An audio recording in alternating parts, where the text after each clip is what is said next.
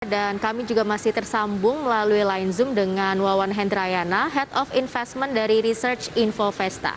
Pak Wawan, kita lanjut lagi ngobrol soal reksadana nih. Kalau di bulan Februari lalu, reksadana yang paling diminati atau yang naiknya paling tinggi kan itu reksadana saham ya. Kalau di bulan-bulan berikutnya, menurut penglihatan untuk pendapat Anda itu reksadana apa nih yang akan naik?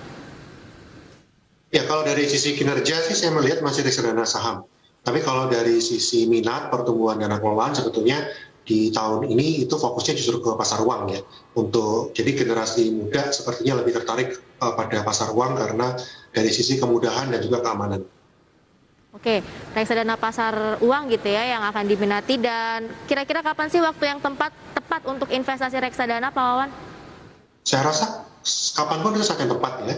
Selalu kembali lagi kepada kebutuhan dan risk profile masing-masing nasabah itu sendiri. Jadi saya sarankan untuk selalu melakukan diversifikasi, jangan fokus hanya pada satu jenis saja. Oke, baik. Reksadana saham tadi dari kesimpulannya masih prospeknya akan masih tetap bagus, kemudian juga tadi juga sempat disinggung untuk kenaikan indeks harga saham gabungan masih akan terus berlanjut. Di luar dari reksadana saham, Pak Wawan, kita akan coba singgung juga ini Mami, bagaimana proyeksi Anda pergerakan indeks harga saham gabungan di awal pekan ini.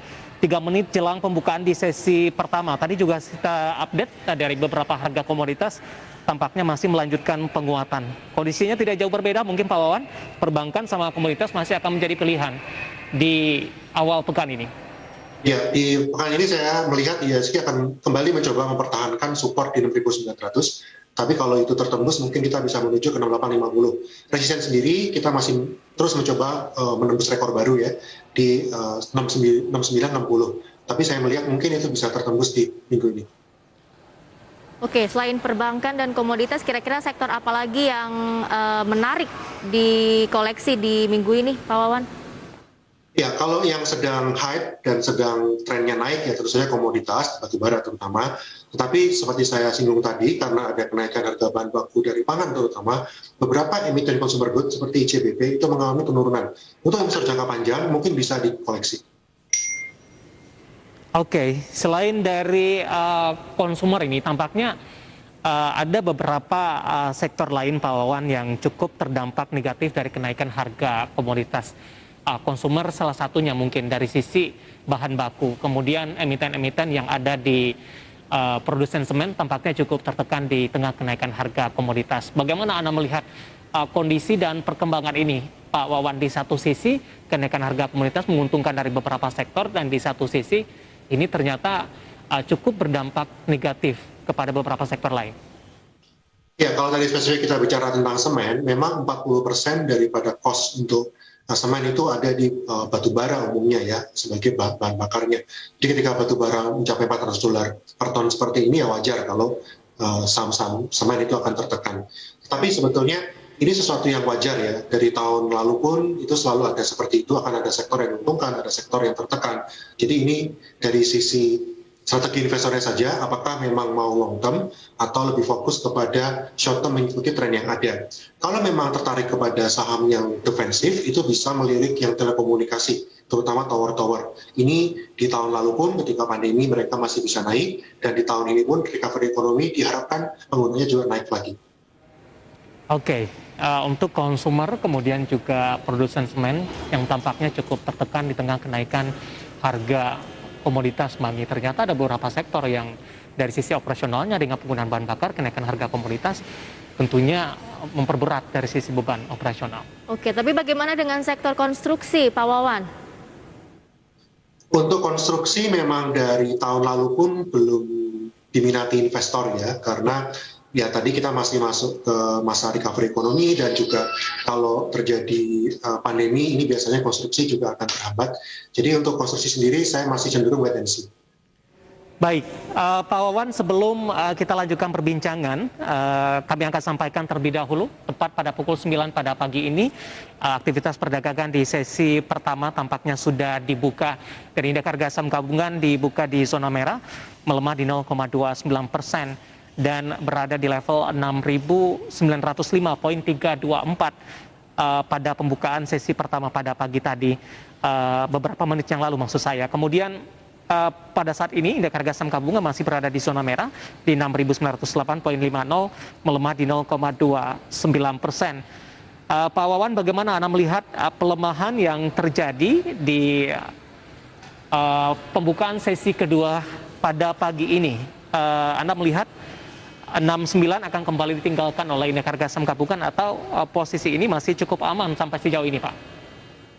Kalau melihat pembukaan hari ini ya berarti supportnya masih cukup kuat ya di 69. Di minggu lalu pun kita terus bertahan di 6.900. Jadi saya melihat untuk minggu ini seperti tadi, kalaupun ini tertembus seharusnya tidak akan terlalu dalam, mungkin ke 6850, tapi masih ada potensi untuk kita naik lagi sepanjang aliran dana asing terus masuk ke Indonesia.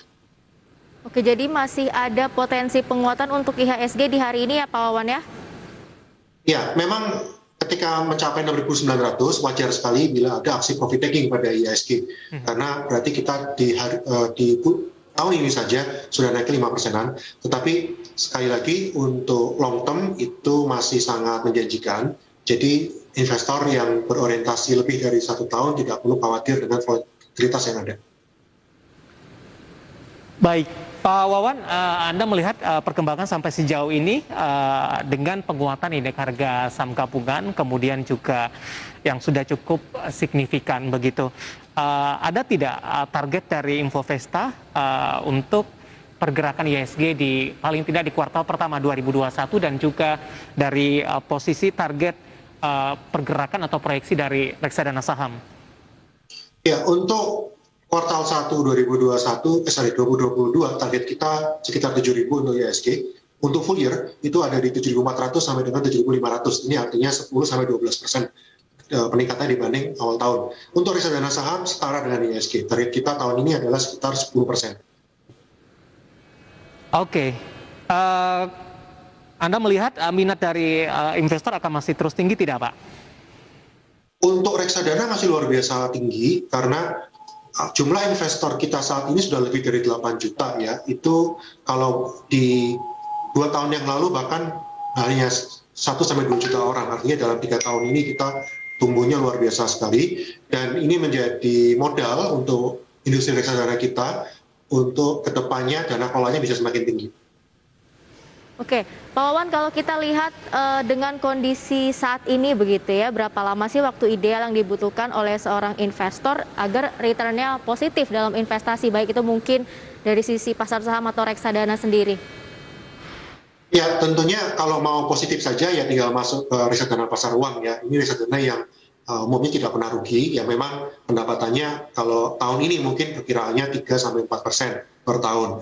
Tapi saya sarankan investor nanti melakukan diversifikasi. Jadi kalau punya time frame katakanlah 3 tahun, yang saya sarankan adalah formasi 442. Itu 40% pada berbasis saham, 40% berbasis obligasi, 20% pada pasar uang. Kalau bisa 5 tahun, boleh lebih agresif dengan 532. 50%-nya pada saham, 30% pada obligasi, 20% tetap pada pasar uang. Kenapa? Karena saya tetap menyarankan untuk investor selalu memiliki dan likuiditas berupa pasar uang tadi.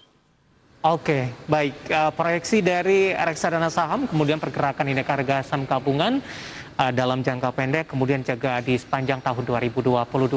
Semoga bisa menjadi referensi bagi para pemirsa IDX Channel. Pak Wawan, waktu kita cukup terbatas. Terima kasih sudah bergabung bersama kami. Sehat selalu, Pak. Terima kasih, Pak Wawan. Sampai ketemu lagi. Terima kasih.